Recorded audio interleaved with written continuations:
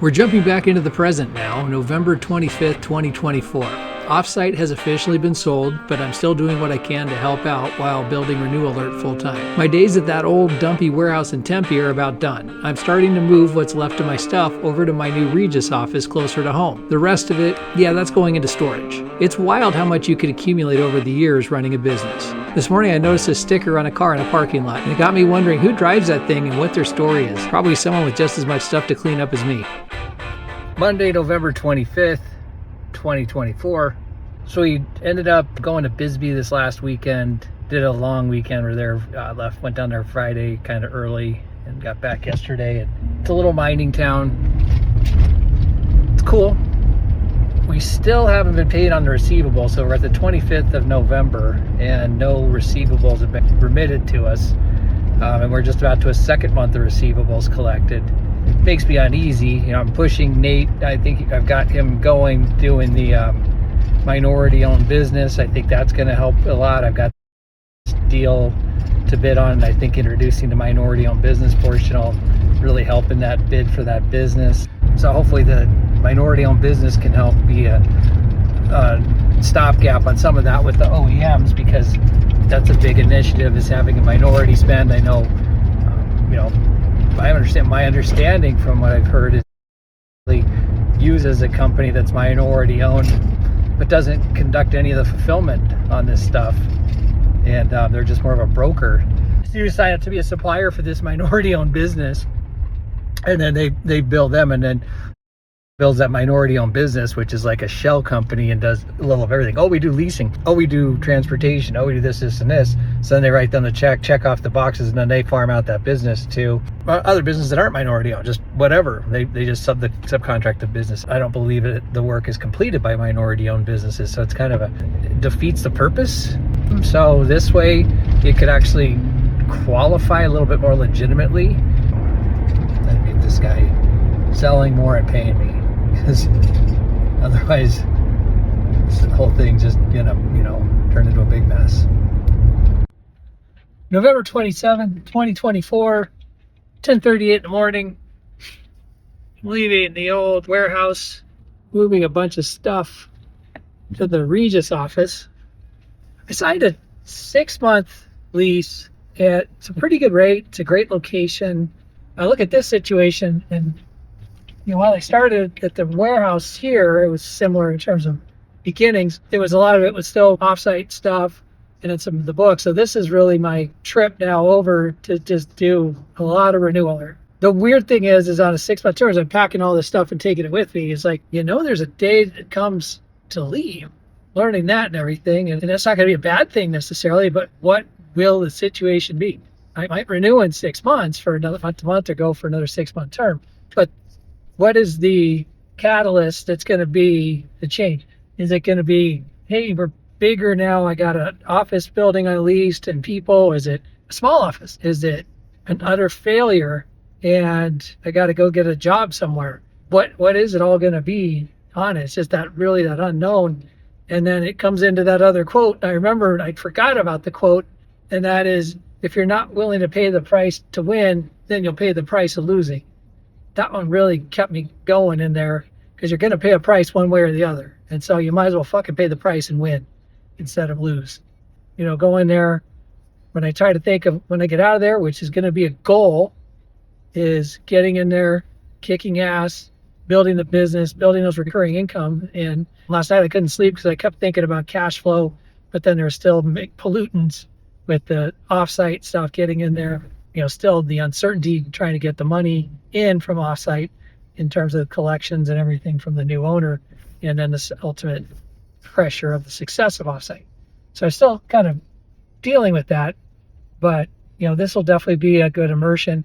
I know beginning of December I kick off with that new company, Artistic, and I think that's going to be a positive thing and really help get me into this. But I'm also going to have to work on my own prospecting, and that's, if anything, that exercise of putting together all the data and going through my journal for the first 15 months of that book reminded me of all that, really what's involved. It's a hustle. You got to get after it hard.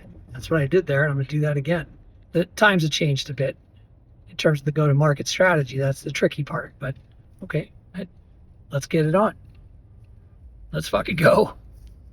Over the next few days, I got moved into my new office. The change felt good. It was bright, comfortable, there were people around again, and even some great food just steps away. It was a refreshing contrast from being isolated in the warehouse. I knew I needed to focus on RenewAlert and finally started pushing that forward, but Offsite was still pulling me back in. As of December 5th, I still hadn't been paid for the receivables collected for October or November. Rather than chase the buyer illegally, I decided to help generate more business and see if that would help the situation. November and December have always been slower months for Offsite, and this past November was no different. Revenue in November 2024 was almost identical to November 2023. That's not terrible, but with Canon likely gone, it became even more important that Offsite hold on to every existing customer and stay aggressive on new sales. Offsite's valuation when it sold was roughly 3 times EBITDA, which is a fair multiple for a business with non-recurring revenue. That means each month you start at zero and have to go find new business. Businesses with recurring revenue, like subscription or contract-based models, can get 5 times EBITDA or more because they have predictable income. The new owner of Offsite paid a non-recurring valuation, but it's starting to feel like he expected recurring revenues without maintaining a sales effort. Every business, whether it has recurring or non-recurring revenue, needs a sales plan and strategy. I was that sales plan. I built Offsite from nothing through constant selling and relationship building. And if a company loses 100% of its sales production overnight, it has to replace it fast. Back in September, before the sale closed, I even posted an ad for an inside salesperson. If the deal fell through, I planned to hire that person to work alongside me full-time on new business. I told the buyer what I was doing, and he said he didn't want that position,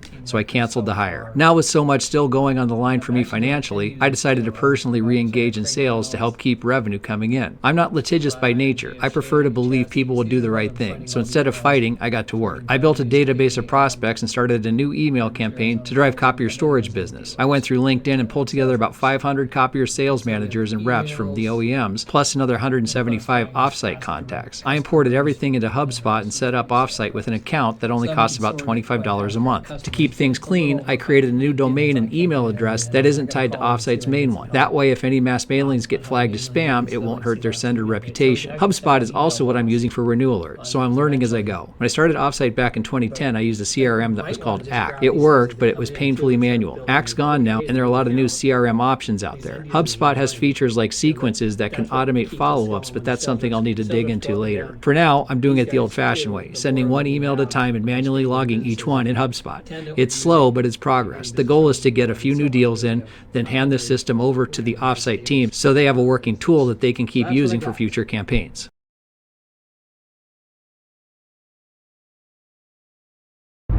Learning that you've got to stay on top of the accounts, even if they're current, and you still have to continue to do a sales and marketing effort and engage them, and you have to always be going after the new ones. And I don't know that Nate understands that. I think he's feeling like it's just going to come in every month, and it just doesn't work that way, at least not in this business. And so I told him I thought he should get a salesperson, and even had a job post, an inside salesperson. He didn't like that idea. I was like, look, you can use it for multiple companies if you want. If you don't, got to have something. I mentioned it again to Kathy in her visit too. She heard to get a read on her on what her take was. I don't think she'd want to say anything to contradict Nate, so she just kind of didn't say anything.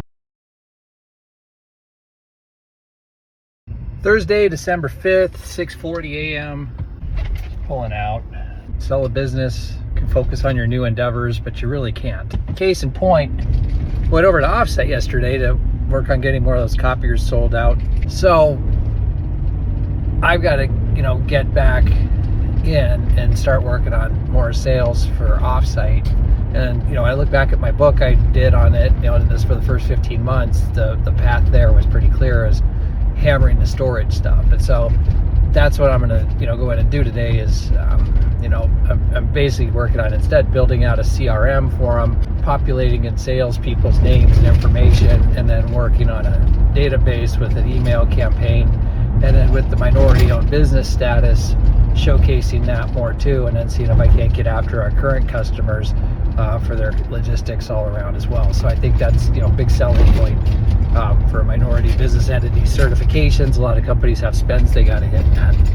So yeah, that's my day. I'm going to go in there. It's not going to be a lot of RenewAlert stuff, but it is, I'm testing out some different CRMs. Yeah, I got to watch out for spam filters and everything as well. So IP addresses, email domain. So I did make, I'm using the offsitelogistics.com domain to email when I blast out. I'm going to reach out first to current people we work with. Did the brochures September. It didn't seem to yield much in terms of results. I was doing business all over the country. That's gonna be the other part. So that's gonna be the email the people I know on the West Coast and then send the blasts off through the Offsite Logistics email to everybody else. And I got a call today at 10 from Canon. I got to talk to Nate to see how he wants to announce the change in the business. And I did submit the RFI, request for information.